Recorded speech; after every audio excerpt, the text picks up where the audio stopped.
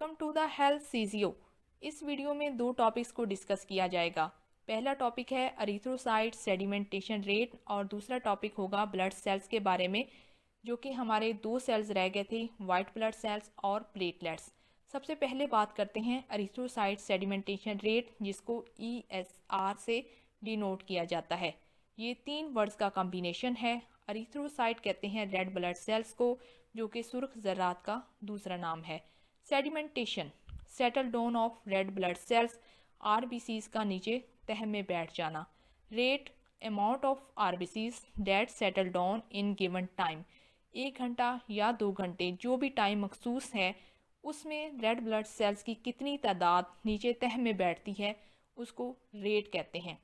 Slide को पढ़ने से पहले हम ESR के बारे में जानने की कोशिश करते हैं कि ये असल में क्या है।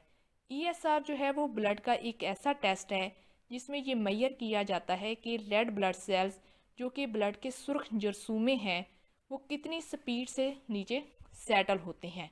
मतलब ये है कि जैसे क्वाइंस सिक्के इकट्ठे होते चले जाते हैं, इसी तरह ब्लड भी जो है, ब्लड के जो सेल्स हैं, स्पेशली जो रेड ब्लड सेल्स हैं, वो कितनी तेज़ी से नीचे इकट्ठे हुए चले जाते हैं और प्लाज्मा ऊपर चला जाता है। तो ESR की आज की वीडियो में हम देखेंगे कि ब्लड के सेल्स कितनी तेज़ी से सेटल होते हैं, यानी कि at the bottom of the tube. अब एक और बात जानने की कोशिश करते हैं कि ESR टेस्ट असल में किया ही क्यों जाता है। ये एक वाइवे में पूछे जाने वाला कॉमन सा क्वेश्चन है। ESR जो है वो काफ़ी ज़्यादा सिंपल टेस्ट है और ये ज़्यादा महंगा भी नहीं होता। ये असल में क्यों किया जाता है, ये इन्फ्लेमेशन को चेक करने के लिए किया जाता है कि इन्फ्लेमेशन जो है वो किसी इन्फेक्शन की वजह से या किसी कैंसर की वजह से या ऑटो इम्यून डिजीज़ की वजह से तो नहीं है। तो इन सारी बातों को जानने के लिए हम ESR का टेस्ट परफॉर्म करते हैं। अब स्लाइड को भी एक बार देख लेते हैं। In the presence of an anticoagulant, the presence of settling down of the red blood cells from the specimen of blood is known as sedimentation. Anticoagulant क्या है? एंटीकोगुलेंट खून को जमने से रोकने वाली अद्वियात को बोलते हैं। तो इस तरह से इस बात का यहाँ पर ये मतलब है कि एंटीकोगुलेंट की मौजूदगी के अंदर एक ब्लड सैंपल हमने किसी पर्सन से लिया है, उसके अंदर हमने एंटीकोगुलेंट ऐड किया है। एंटीकोगुलेंट ऐड करने के बाद हमने उस पर ESR का टेस्ट परफॉर्म किया है। जब हम उस पर ESR का टेस्ट परफॉर्म करेंगे तो ये देखेंगे कि रेड ब्लड सेल कितनी तेज़ी से नीचे बैठते हैं और इस तरह नीचे बैठने वाली तय को हम सेडिमेंटेशन बोलते हैं। The rate at which this settling of red blood cells occurs is known as erythrocyte sedimentation rate. ऐसी तेज़ी के साथ जिस भी टाइम के अंदर जो टाइम दिया गया है उसके अंदर कितनी तेज़ी से रेड ब्लड सेल्स नीचे बैठते हैं उनको हम एरिथ्रोसाइट सेडिमेंटेशन रेट कहते हैं। ये दोनों डेफिनेशंस बहुत ही ज़्यादा इम्पॉर्टेंट है।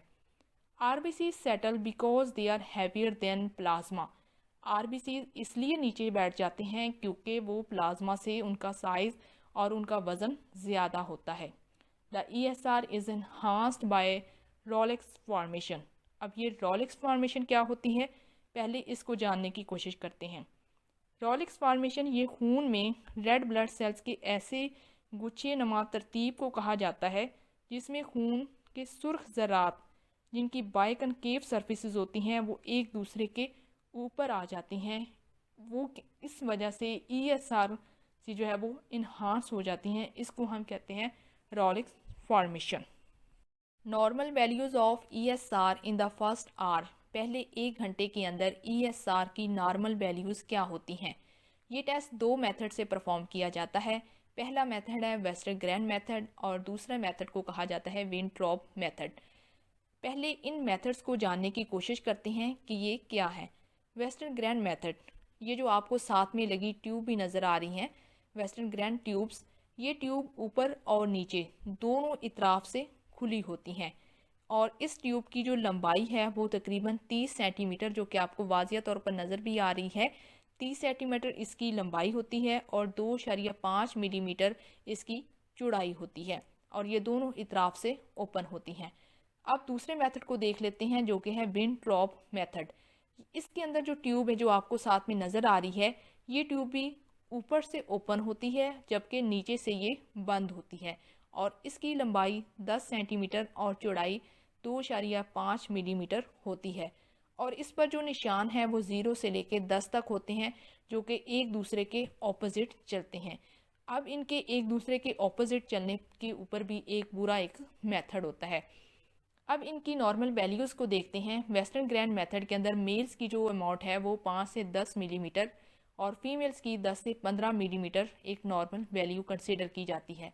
विंट्रॉप मेथड के अंदर मेल्स की 0 टू 10 मिलीमीटर जबकि फीमेल्स के अंदर 0 टू 15 मिलीलीटर जो है वो नॉर्मल वैल्यूज़ हैं।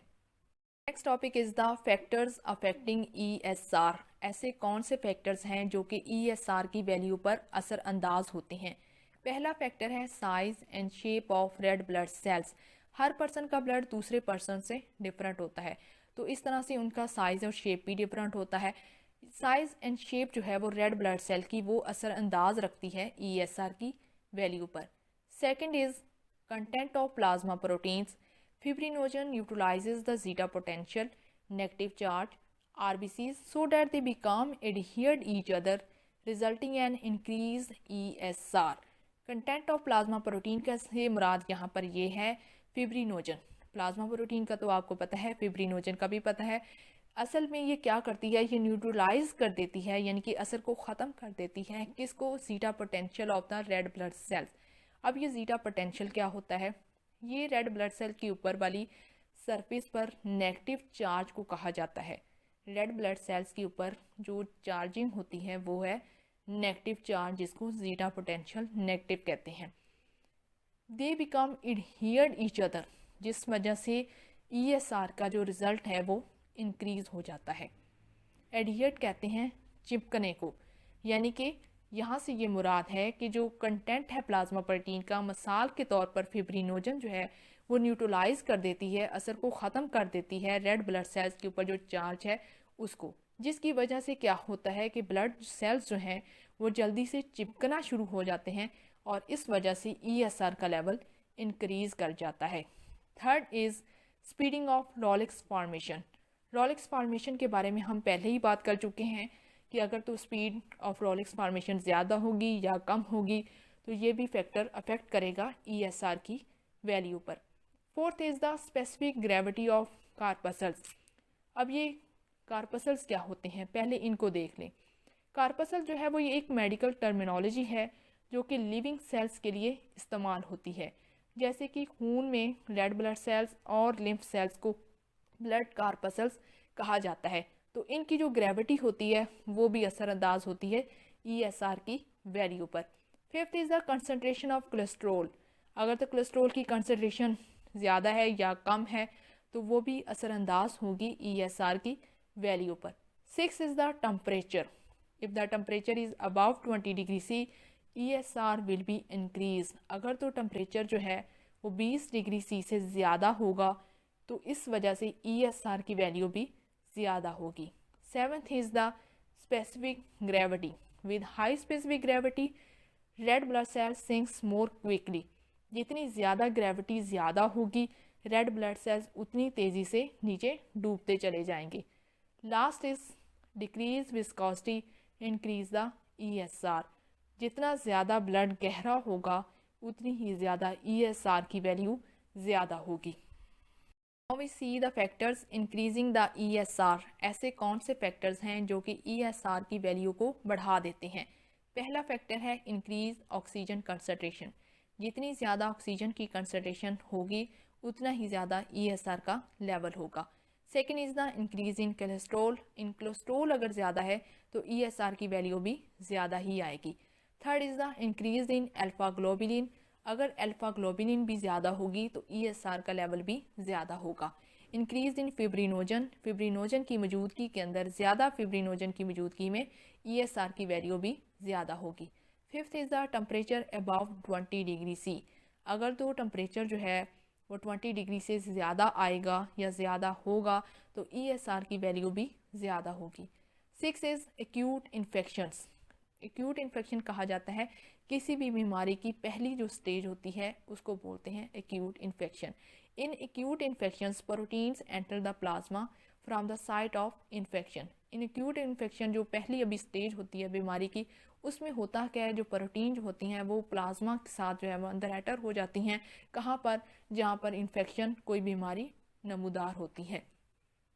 Next and a very important topic is the variation in ESR। ऐसी कौन सी वजूहात हैं या ऐसी कौन सी वेरिएशन है जिनकी वजह से ESR की वैल्यू इंक्रीज़ कर जाती है। तो सबसे पहली बात करते हैं फिजियोलॉजिकल वेरिएशंस की, जिसमें पहला पॉइंट है in pregnancy the ESR is about 35 millimetre in first hour and is increased beginning from the 10 to 12th week. It reaches a normal level at 3 to 4 weeks after delivery. हामला ख़वातीन के अंदर पहले 3 महीनों में ESR की जो value है वो आती है 35 मिलीमीटर। अगर उनका टेस्ट परफॉर्म किया जाए और पहले 1 घंटे के अंदर उनकी जो वैल्यू ESR की आएगी वो होगी 35 मिलीमीटर। जैसे ही वो ख़वातीन चौथे महीने से लेके 6 मंथ तक पहुंचती हैं तो ये वैल्यू बढ़ती चली जाती है। और ये वैल्यू कब अपनी नॉर्मल वैल्यू पर आती है? जब उनकी डिलीवरी हो चुकी होती है और उसके भी 3 या 4 हफ्ते गुजर चुके होते हैं। उसके बाद ख़वातीन के अंदर नॉर्मल वैल्यूज़ ESR की शो होती हैं। Second is the an old age ESR is increase. उम्र का इजाफे के साथ साथ ESR का जो लेवल है वो भी बढ़ता चला जाता है। A new born baby ESR is lowest 0.5 millimetre in the first our.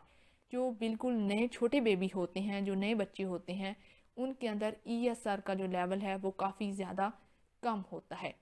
In children the ESR is 13 to 30 millimetre first hour. लेकिन जो बच्चे होते हैं जो कि 5 साल से लेकर 10 साल की उम्र तक के जो बच्चे होते हैं, उनके अंदर ESR की जो वैल्यू है वो 13 से लेकर 30 मिलीमीटर तक आती है पहले 1 घंटे में। Fifth is it considerably increase during menstruation. ख़वातीन के अंदर मेंस्ट्रुअल का जो पीरियड होता है उसमें भी ESR का लेवल इंक्रीज कर जाता है। Second variation is a pathological variations. बीमारी की हालत में ESR की वैल्यू पर क्या असर होता है? The ESR is increase in the following pathological conditions. ये जो बीमारियां यहाँ स्लाइड में लिखी गई हैं, इन तमाम बीमारियों में ESR का जो लेवल है वो बढ़ जाता है।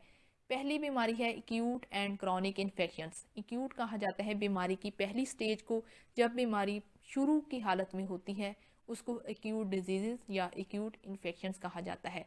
क्रॉनिक कहते हैं जब बीमारी कुछ पुरानी हो चुकी होती है, मसलन कि उसको 1 हफ्ता गुजर चुका है, महीनों तक जारी है और सालों तक इंसान उसी मरीज़ उस मर्ज़ के अंदर मुब्तला है, तो उसको कहते हैं क्रॉनिक इन्फेक्शन या क्रॉनिक डिजीज़। तो इस तरह दोनों सूरतों में, एक्यूट और क्रॉनिक, दोनों सूरतों में ESR का जो लेवल है वो बढ़ जाता है। Second is anaemia, except sickle cell anaemia. तमाम तरह की जो अनीमिया की टाइप होती हैं उसमें ESR का लेवल इंक्रीज कर जाता है स्वाय सिकल सेल अनीमिया के। Third is severe trauma, Burns and fractures. Severe trauma से मुराद है सदमा, सदमे की सूरत में, जल जाने की सूरत में और एक्सीडेंट होने की सूरत में। इन तमाम सूरतों में जो है वो ESR का लेवल भी बढ़ जाता है। Fourth is the septicaemia. Septicaemia जो है ये एक सीरियस किस्म की ब्लड स्ट्रीम की बीमारी है। इसमें ख़ास किस्म का जो है वो इन्फेक्शन होता है जिसको हम जो है वो ब्लड पॉइजनिंग भी कह सकते हैं। ये असल में बैक्टीरिया के इन्फेक्शन की वजह से होती है और ये जिस्म के किसी भी हिस्से में हो सकता है, मसलन फेफड़ों में, जिल्द में। अब होता क्या है कि कोई भी बैक्टीरिया सांस के ज़रिए फेफड़ों में चला जाता है या वो जिल्द के ज़रिए हमारे बॉडी पर पहुंच जाता है, तो उससे वो बैक्टीरिया ब्लड स्ट्रीम के रास्ते से एंटर होके पूरे खून के अंदर फैल जाता है। तो इस तरह सेप्टिसीमिया की हालत में भी ESR का लेवल जो है वो बढ़ जाता है। Fifth is the inflammatory condition.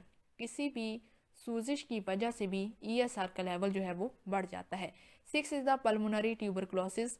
TB की भी कंडीशन में ESR का लेवल ज़्यादा होता है। Last is the malignancy. Cancer की सूरत में ESR का लेवल भी बढ़ जाता है। Now we see the conditions in which ESR is decreased। ऐसी कौन सी हालतें या बीमारियां हैं जिसमें ESR का लेवल कम हो जाता है? पहली बीमारी है कार्डिक फेलियर। दिल से रिलेटेड कोई भी बीमारी है उसमें ESR का लेवल कम हो जाता है। दूसरी है पॉलीसाइथीमिया। पॉलीसाइथीमिया ये खून की ऐसी बीमारी होती है जिसमें रेड ब्लड सेल्स की तादाद ज़रूरत से ज़्यादा बढ़ जाती है। जब सेल्स की तादाद ज़्यादा होगी तो ESR का लेवल कम हो जाएगा। Third is the afibrinogenemia. ये एक ऐसी बीमारी है जिसमें खून की जो है वो फिब्रिनोजन काफ़ी ज़्यादा बढ़ जाती है। तो ये तीनों एक ऐसी बीमारियां बताई गई हैं जिसमें ESR का लेवल कम हो जाता है। नेक्स्ट हम देख लेते हैं क्लिनिकल सिग्निफिकेंस ऑफ ESR। दो सिग्निफिकेंसेस यहाँ पे बयान की गई हैं। पहली है डायग्नोस्टिक सिग्निफिकेंस। पहले इसको समझने की कोशिश करें कि डायग्नोस्टिक सिग्निफिकेंस क्या होता है। डायग्नोस्टिक सिग्निफिकेंस से मुराद ये है कि किसी भी बीमारी को जिसको डायग्नोज किया गया है उसके अंदर हम क्या देखते हैं। The ESR helps in the diagnosis of disorders and infections.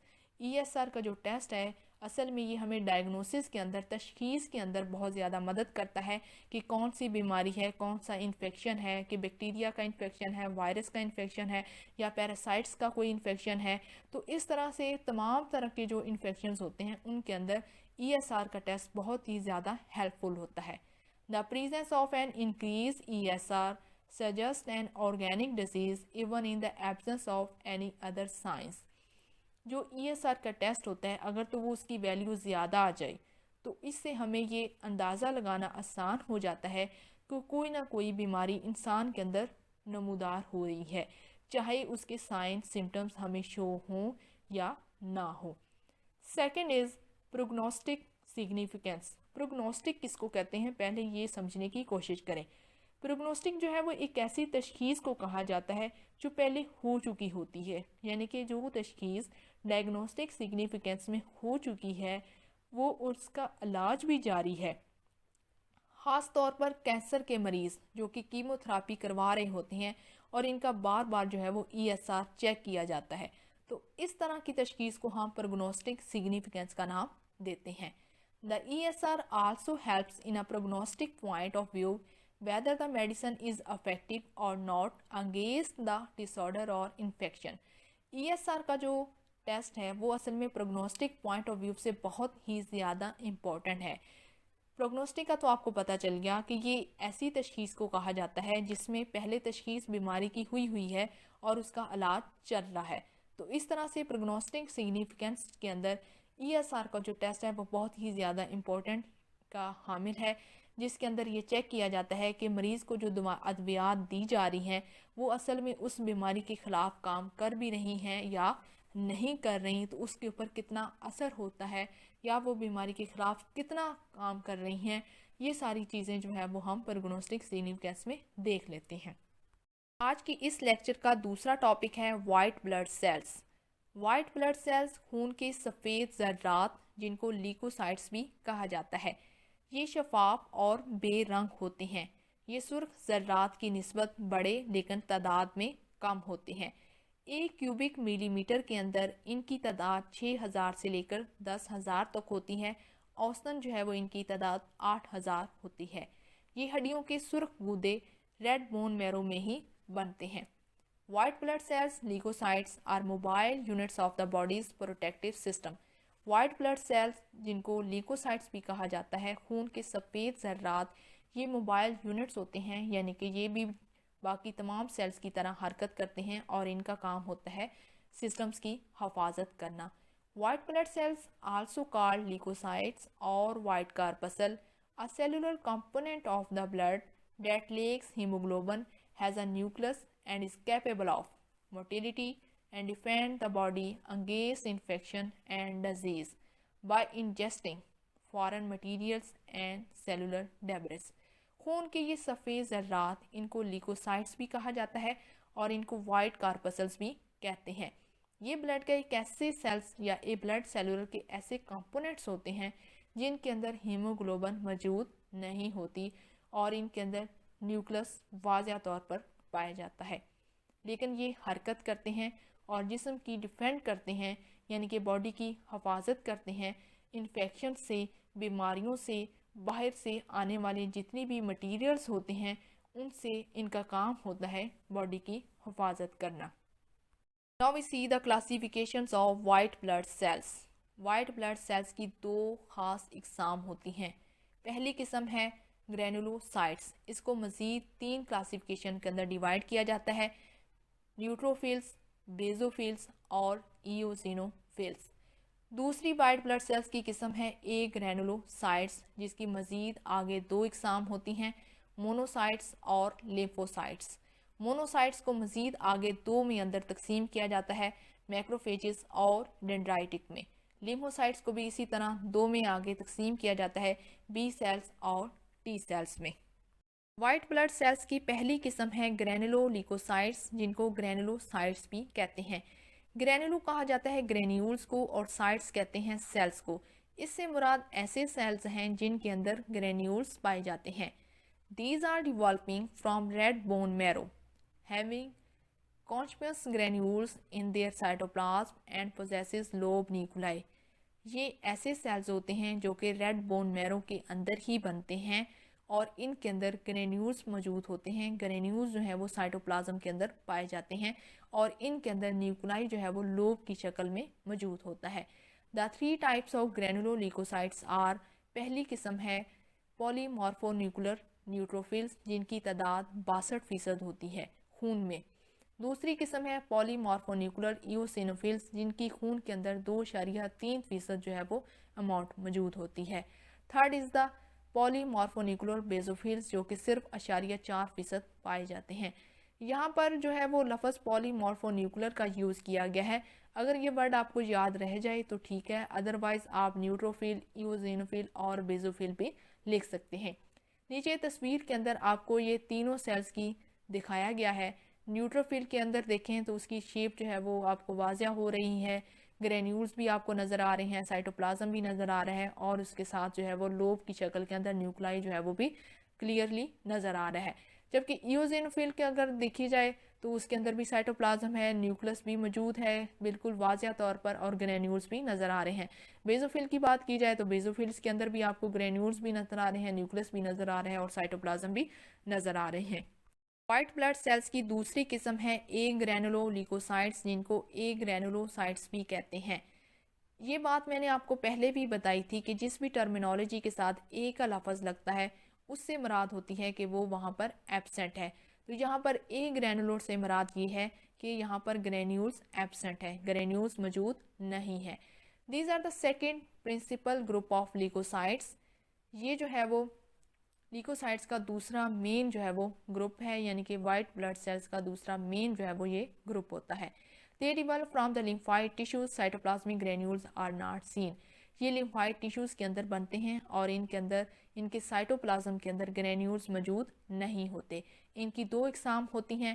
पहली किस्म है लिम्फोसाइट्स जो कि 30% होते हैं और दूसरी किस्म है मोनोसाइट्स जो कि 50% पाए जाते हैं। Occasionally plasma cells and platelets which are fragments of the seventh type of the white blood cells found in the bone marrow।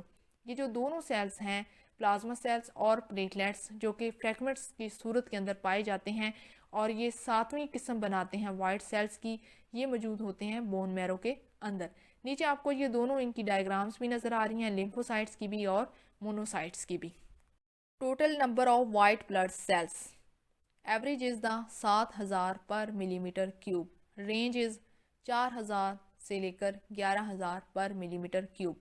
अगर किसी पर्सन के अंदर 4000 से लेकर 11000 के अंदर अंदर वाइट ब्लड सेल्स का कोई भी अमाउंट आ जाती है तो इससे मुराद है कि वो नॉर्मल वैल्यू रखता है। लेकिन अगर 4000 से नीचे हो और 11000 से ऊपर हो तो इससे मुराद ये है कि वो वाइट ब्लड सेल्स की कोई ना कोई बीमारी रखता है। Next is the normal values of each type of white blood cells. Polymorphonuclear neutrophils, इसकी तादाद होती है तकरीबन 5400 पर millimetre cube. पॉलीमॉर्फोन्यूक्लर eosinophils 275 per millimetre cube. Polymorphonuclear basophils is the 35 per millimetre cube. अगर आपकी बॉडी के अंदर इन तक जो है वो रीच होती है तो इससे मुराद है वाइट ब्लड सेल्स की नॉर्मल वैल्यू पाई जाती है। लिम्फोसाइट्स इज द 2750 पर millimetre cube and monocytes is the only 450 पर मिलीमीटर क्यूब।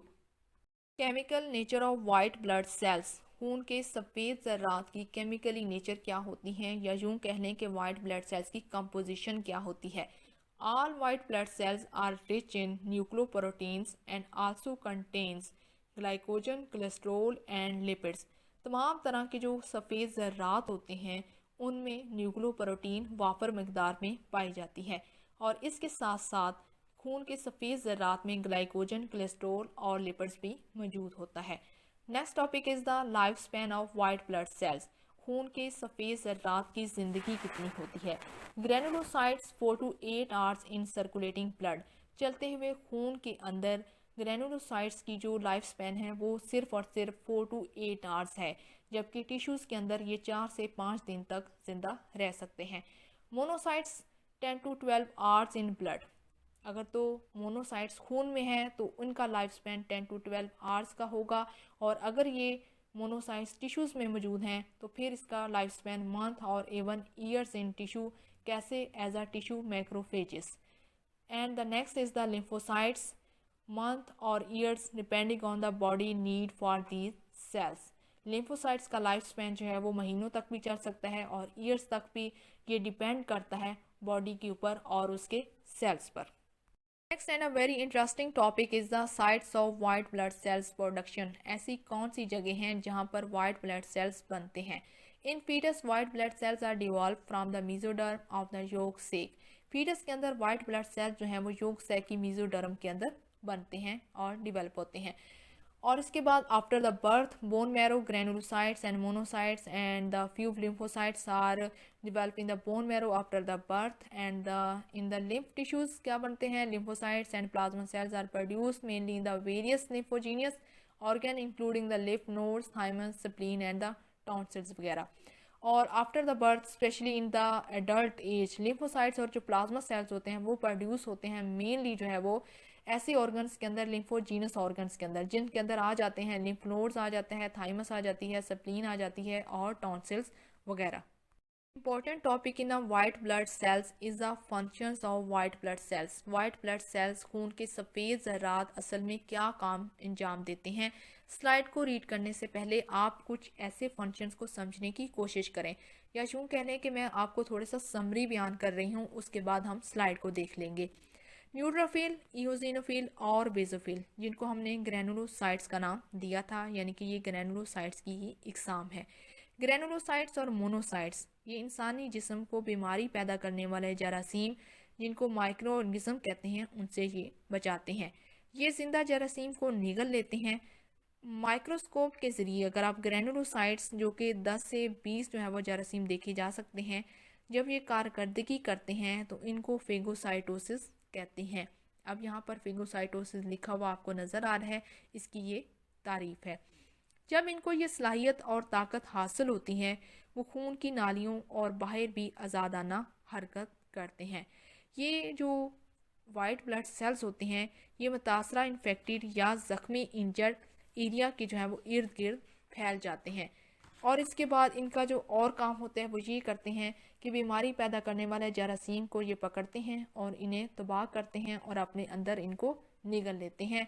दूसरे इसकी जो मेन फंक्शन होता है वो होता है ये दूसरी फजूल फासिद जो मादे होते हैं, कैटेगट, सूचर, स्प्लिंटर्स और वुड बीट बाइट्स वगैरह, वो भी जो है वो इसके अंदर फंक्शंस में आ जाती हैं। ये मुतासरा या ज़ख्मी जगह पर ग्रेनुलोसाइट्स की मदद से एक ऐसी प्रोटीन बना देते हैं जिसको स्प्लिटिंग फॉर्मेट जो है वो बनाना कहते हैं, जो ज़िंदा टिश्यू पर असर अंदाज होते हैं और इन्हें ये अलहदा करते हैं। इस तरह ये बीमारी की जगह पर या ज़ख्मी जगह से टिश्यूज़ को अलहदा करते हैं, जिससे सेहत याबी में पेशरफ्त जो है वो होती है। अब सबसे पहला फंक्शन देख लेते हैं जो कि है phagocytosis. This is a process by which neutrophils and macrophages engulf and destroy the bacteria, virus and the foreign particles. Phagocytosis जो है, फेगोसाइटोसिस ये एक ऐसा अमल होता है जिसमें न्यूट्रोफिल्स और मैक्रोफेजेस दोनों जो हैं वो अपने अंदर बैक्टीरिया, वायरस या कोई भी ऐसा पार्टिकल हो उसको खा लेते हैं, उसको अपने अंदर जज़ब कर लेते हैं और उसके बाद में उसको डिस्ट्रॉय कर देते हैं, यानी कि ख़त्म कर देते हैं। Phagocytosis occurs by both neutrophils and monocytes where bacteria invade the body. Phagocytosis जो है वो दोनों तरह के जो सेल्स होते हैं, न्यूट्रोफिल्स और मोनोसाइट्स जो हैं वो इनसे वो पाए जाते हैं इसके अंदर, जब बैक्टीरिया जो है वो हमारी बॉडी के ऊपर असर कर रहा होता है, तो उस वक्त ये दोनों जो सेल्स होते हैं वो आगे जाकर इस बैक्टीरिया को पकड़ लेते हैं। Second function is the antibody formation, यानी कि एंटीबॉडीज का बॉडी के अंदर बनना। Lymphocytes form the beta and gamma fraction of serum globulin. दो तरह की लिम्फोसाइट जो है इसके अंदर पाई जाती हैं, बीटा और gamma fraction. Immune bodies are associated with gamma globulin. Immune bodies जो होती हैं उनमें गामा ग्लोबुलिन जो है वो एसोसिएट करती है। So the lymphocytes play an important role in the defensive mechanism of the body. तो इस तरह से लिम्फोसाइट्स जो होता है वो काफ़ी ज़्यादा जो है वो रोल प्ले करता है हमारी बॉडी की हिफाजत करने में, यानी कि वो डिफेंसिव मैकेनिज़्म का रोल प्ले करता है। डिफेंसिव मैकेनिज़्म से मुराद ये होती है जैसे कोई भी आर्मी अपने मुल्क की हिफाजत करने के लिए सरहदों पर खड़ी रहती है, तो इसी तरह ये जो सेल्स होते हैं वो भी बॉडी के सरहदों पर खड़े रहते हैं किसी भी बैक्टीरिया, किसी भी वायरस या किसी भी फॉरेन पार्टिकल के ख़िलाफ़ काम करने के लिए। Third function is the fibroblast formation. Lymphocytes may be converted into the fibroblast at the site of inflammation, helping in the process of repair. Lymphocytes जो होते हैं वो इन्फ्लेमेशन वाली जगह पर कन्वर्ट हो जाते हैं फिब्रोब्लास्ट के अंदर, और ये इस तरह से ये हिफाजत करते हैं, यानी कि ये मदद देते हैं रिपेयर करने के अंदर, दोबारा से उस चीज़ को जोड़ने में, दोबारा से बनने में। Fourth function is the secretion of heparin. Basophil secrete heparin. Basophils जो होते हैं वो हेपारिन को सेक्रीट करते हैं। ये हेपारिन असल में क्या मदद करती है, which prevents intravascular clotting of the blood. Heparin जो है वो असल में ये काम करती है कि इंट्रावास्कुलर यानी कि वेसल्स जो होती हैं, खून की जो शरियानें या बरीदें होती हैं, उनके अंदर जो खून पाया जाता है उसको जमने से रोकने के लिए हेपारिन जो है वो काम करती है। Fifth is the cellular defence.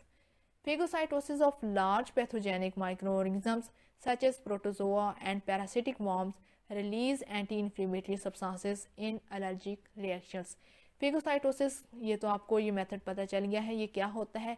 इस हालत के अंदर जो लार्ज किस्म के पैथोजेनिक माइक्रो ऑर्गेनिजम्स होते हैं, मिसाल के तौर पर प्रोटोजोआ हो गया, पैरासिटिक वर्म्स हो गई, जब ये दोनों तरह के बड़े बड़े माइक्रो ऑर्गेनिज्म किसी भी बॉडी के ऊपर अटैक करते हैं, तो इस सूरत के अंदर सेल्स जो हैं वो रिलीज़ करते हैं एंटी इन्फ्लेमेटरी सब्सटेंस, जो कि अफेक्ट करता है, जो कि काम करता है किसी भी एलर्जिक रिएक्शन पर। ह्यूमन ब्लड की 3 टाइप्स हमने पढ़ी हैं। पहली टाइप थी रेड ब्लड सेल्स, जिसको एरिथ्रोसाइट्स कहा था। दूसरी किस्म थी वाइट ब्लड सेल्स, और अब हम पढ़ने जा रहे हैं तीसरी type of the blood cells, जो कि है प्लेटलेट्स। प्लेटलेट्स को थ्रोम्बोसाइट्स भी कहा जाता है। ये खून के प्लाज्मा में मौजूद होते हैं। ये खून को बाहर बहने की सूरत में काफ़ी ज़्यादा अपना रोल प्ले करते हैं। इस अमल से किसी भी जगह चोट से बैरूनी जरियान खून जो है वो बंद हो जाता है। These are small non nucleated cells present in the blood. Platelets होते हैं वो साइज में बहुत ही ज़्यादा छोटे होते हैं और इनके अंदर न्यूक्लियस एब्सेंट होता है, न्यूक्लियस मौजूद नहीं होता।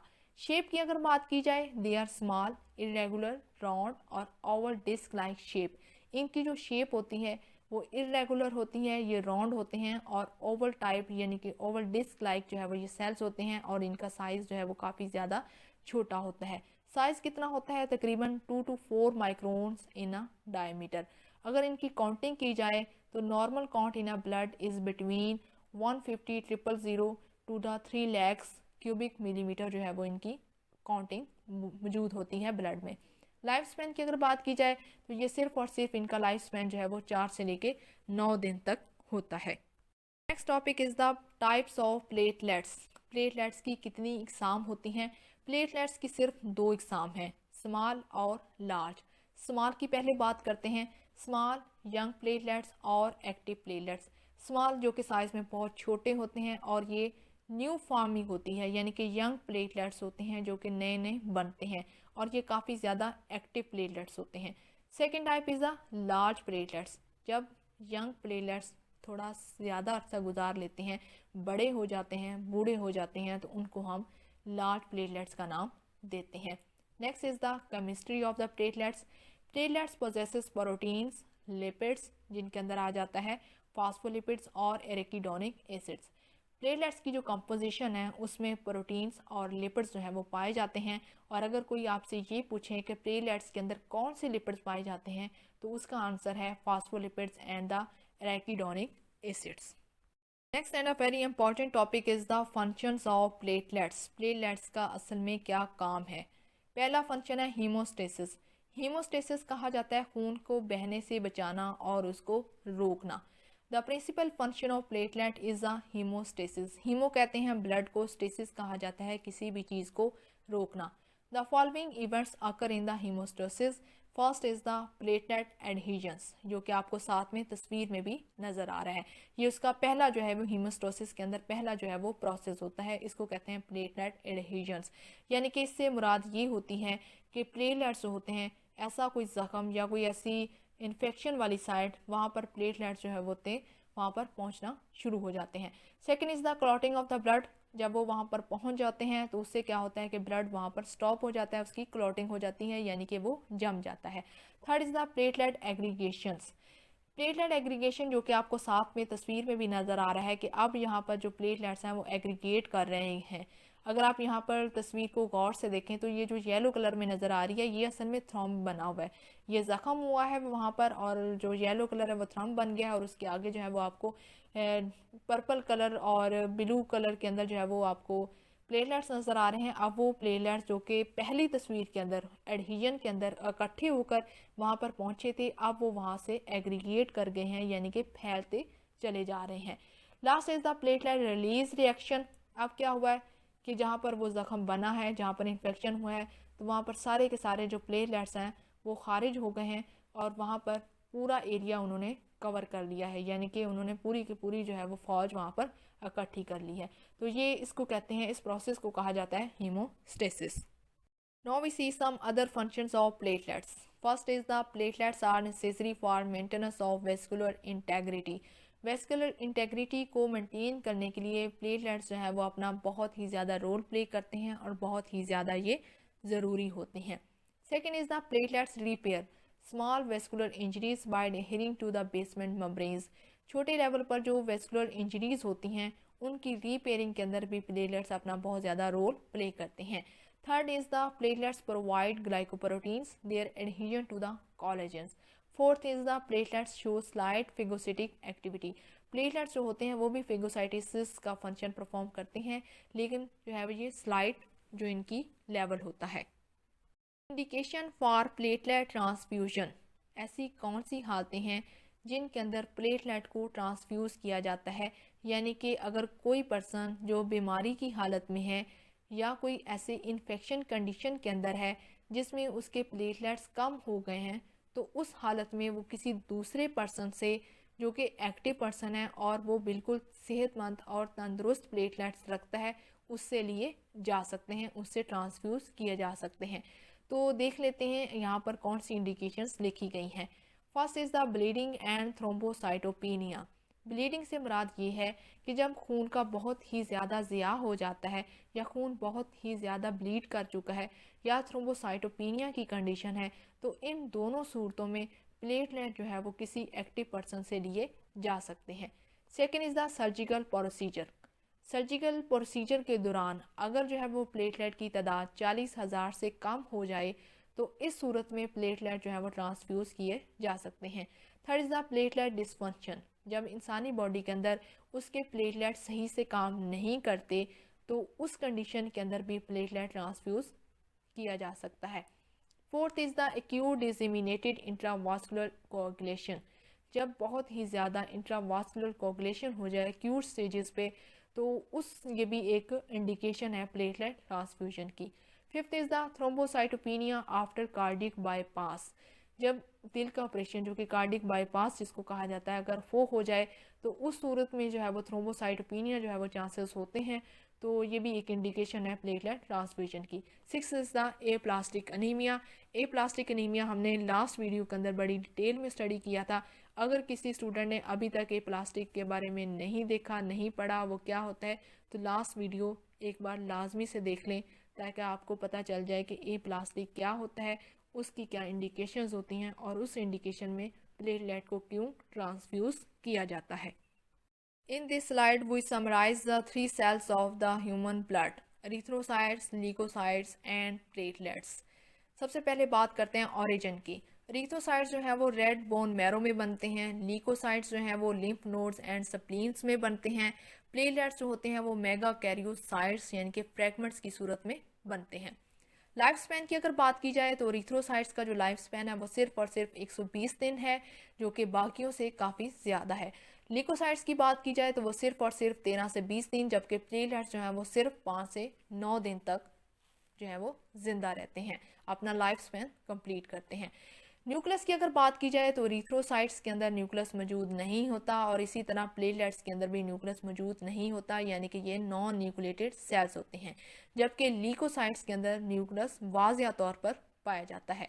शेप की अगर बात की जाए तो इरिथ्रोसाइट्स होते हैं वो बाइकनकेव शेप के होते हैं, जबकि ल्यूकोसाइट्स और प्लेटलेट्स ये दोनों जो सेल्स हैं उनके अंदर इरेगुलर किस्म की शेप पाई जाती है। काउंटिंग की अगर बात की जाए तो तकरीबन 5 से लेके 5.5 मिलियन पर मिलीमीटर क्यूब जो है वो इरिथ्रोसाइट्स होते हैं। 6000 से लेके 8000 पर मिलीमीटर क्यूब जो है वो ल्यूकोसाइट्स होते हैं, जबकि काफ़ी ज़्यादा तादाद के अंदर जो है वो प्लेटलेट्स पाए जाते हैं। कलर की अगर बात की जाए तो इरिथ्रोसाइट्स का जो है वो सुर्ख रंग होता है और उसका जो सुर्ख रंग है वो हीमोग्लोबिन की वजह से होता है, ये बात आपको पता होनी चाहिए। ल्यूकोसाइट जो है वो सफ़ेद तरह के होते हैं, यानी कि इनको वाइट ब्लड सेल्स कहते हैं, तो इस तरह इनका जो कलर है वो वाइट होता है, जबकि प्लेटलेट जो होते हैं वो पर्पल कलर के अंदर पाए जाते हैं।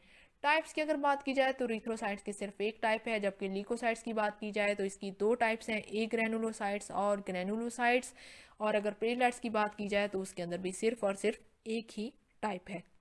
Here again we summarize the human blood cells. First is the red blood cells. खून के सुर्ख ज़र्रात जो हैं वो 5.2 मिलियन जो है वो मौजूद होते हैं और इनकी रेंज जो है वो 4.4 से लेके 6 मिलियन तक होती है। इनकी जो शेप है वो फ्लेटेंट होती है, सर्कुलर होती हैं और इसके अंदर नो न्यूक्लियस, नो माइटोकॉन्ड्रिया और राइबोसोम्स आर प्रेजेंट और ये सुर्ख रंग में पाए जाते हैं।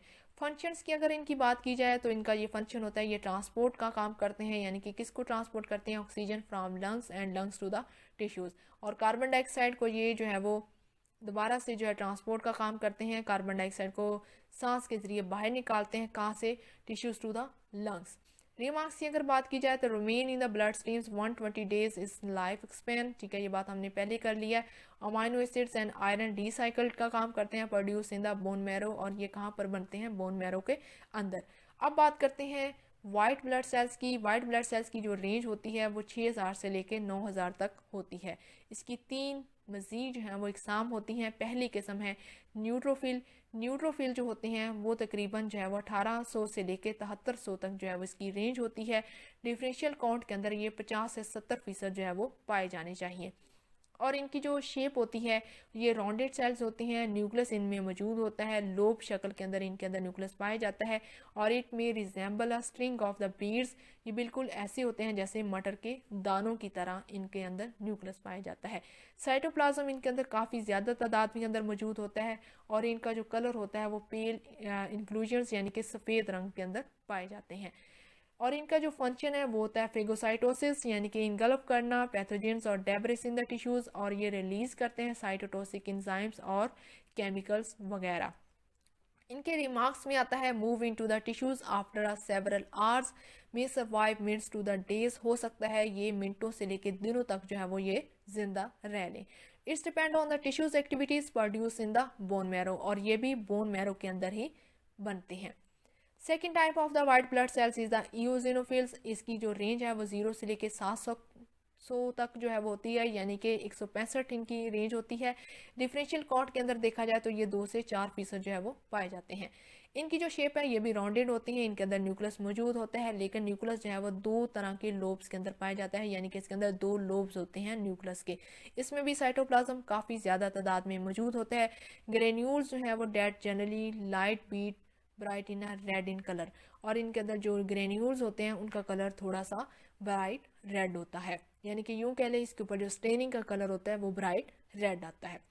ये भी फेगोसाइटोसिस का काम करते हैं, यानी कि इनगल्फ करते हैं और ये एंटीबॉडी लेबल्ड मटेरियल जो है वो रिलीज़ करते हैं साइटोटॉक्सिक एंजाइम्स को, और ये रिड्यूस करते हैं इन्फ्लेमेशन को। And it's remarks included move into the tissues after several hours. ये भी सेम इसी तरह जैसे न्यूट्रोफिल करते हैं ये भी वैसे ही काम करते हैं, और इनकी जो लाइफ स्पैन है वो मिनट्स टू द डेज हो सकता है, और ये भी बोन मैरो के अंदर बनते हैं।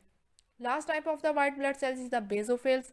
बेसोफिल्स की जो रेंज है वो 0 से लेके 150 तक होती है, और इसकी डिफरेंशियल काउंट जो है वो लेस देन 1% होता है।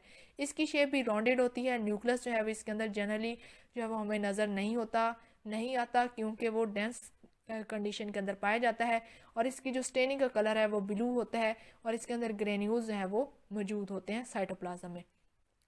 अब अगर इनके फंक्शंस की बात की जाए तो ये enter damage tissues and release histamine का काम करते हैं, और अदर केमिकल्स भी ये रिलीज़ करते हैं जिसके अंदर प्रोटामीन वगैरह इंक्लूडेड होते हैं जो कि प्रमोट करते हैं इन्फ्लेमेशन को। और अगर इनके रिमार्क्स में देखा जाए तो ये सेवरल टाइम्स सर्वाइवल जो इनका टाइम्स होता है वो अननोन होता है, और ये असिस्ट करते हैं मास सेल्स को। ये मास सेल्स क्या होता है ये हम इम्यूनिटी में पढ़ेंगे, और ये इन्फ्लेमेशन जो है वो प्रोड्यूस करते हैं, और ये भी बोन मैरो के अंदर ही बनते हैं। वाइट ब्लड सेल्स की दूसरी किस्म थी ए ग्रैनुलोसाइट्स, जिसके आगे मजीद दो इकसाम हैं, मोनोसाइट्स एंड लिम्फोसाइट्स। इस स्लाइड में हम इनकी समरी बयान करेंगे। मोनोसाइट जो है इसकी रेंज तकरीबन 200 से लेकर 950 तक होती है, और डिफरेंशियल काउंट जो है वो 2 से लेकर 8% तक होता है। ये काफ़ी ज़्यादा साइज़ में बड़े होते हैं, और ये किडनी शेप जो है इनके अंदर न्यूक्लियस मौजूद होता है, यानी कि साइज़ काफ़ी बड़ा होता है, और इसके अंदर जो न्यूक्लियस मौजूद होता है उसकी शेप होती है किडनी बीन शेप, और इसका जो अबंडेंट पेल किस्म का जो है वो इसके अंदर साइटोप्लाज्म पाया जाता है। और इसका जो मेन फंक्शन है वो यही है कि enter tissues to become the macrophages. ये मैक्रोफेजेस का काम करते हैं, इनगल्फ करते हैं पैथोजेंस को और डेब्रिस को। And it's remarks included move into the tissues after 1 to 2 days। Survival जो पीरियड है वो मंथ भी हो सकता है, और मोर देन मंथ भी इसका हो सकता है, और ये भी बोन मैरो के अंदर ही पाए जाते हैं। लिम्फोसाइट्स की अगर बात की जाए तो इसकी रेंज हो जाती है 1500 से लेके 4000 तक, और डिफरेंशियल कोड जो है वो सिर्फ और सिर्फ 20 से लेके 30% तक होता है, और इनकी जो शेप होती है वो राउंडेड होते हैं, और ये स्लाइटली लार्जर होते हैं रेड ब्लड सेल से, और इसके अंदर थोड़ी कम मिकदार के अंदर साइटोप्लाज्म पाया जाता है।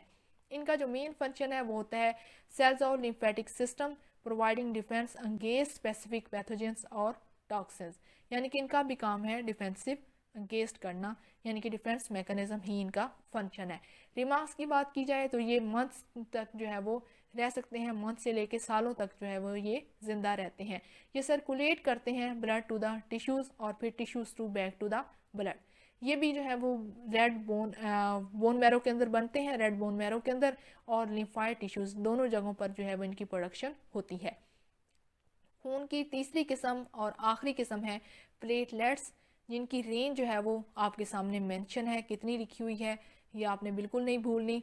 और अगर इनकी शेप की बात की जाए तो ये स्पिंडल टाइप शेप होती हैं इनकी। साइटोप्लाज्म जो है वो इसके अंदर फ्रैगमेंट शेप के अंदर पाया जाता है। ये कंटेन करते हैं एंजाइम्स को और प्रो एंजाइम्स को, और इनमें न्यूक्लियस मौजूद नहीं होता। इनका जो मेन फंक्शन है वो होता है हीमोस्टेसिस, यानी कि clump together and stick to vessel wall, and the platelets phase activate intrinsic pathway of the coagulation phases। Remarks की बात की जाए तो remain in the blood stream and in vascular organs remain intact for the 7 to 12 days। ये produce कहाँ होते हैं मेगाकैरियोसाइट्स इन the bone marrow.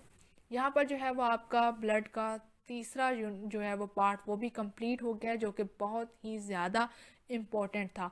अगर किसी स्टूडेंट का यहाँ पर कोई क्वेश्चन है तो नीचे कमेंट बॉक्स में आपने लाजमी से मेंशन करना है। अगर आपको वीडियो अच्छी लगी है तो आपने चैनल को सब्सक्राइब भी लाजमी से करना है।